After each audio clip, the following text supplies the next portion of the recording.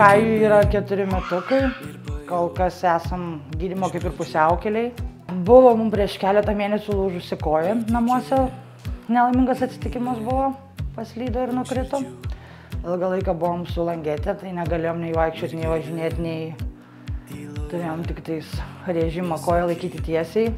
Ir kai jau pradėjo galėti, jau kai nuėmė langetę, tai aišku pirmi žingsniai buvo, tai jau ir paspirtuko nori, ir dviračio nori, ir kamuolį spardyti nori, bet atsitiko taip, kad brolis sulaužė paspirtuką ir vaikas nebeturėjo su ko važinėti. Tai vieno renginio metu čia pas mus skyriuje tiesiog Kajus užsiminė, kad norėtų paspirtuko, nes brolis sulaužė.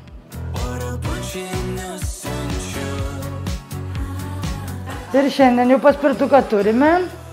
Norėjo geltono ir gavo geltoną, tai labai džiugu. Dėka Rimanto Kaukėno fondo ir labdaros vakaro metu Nidoje aukojančių žmonių. Ačiū labai.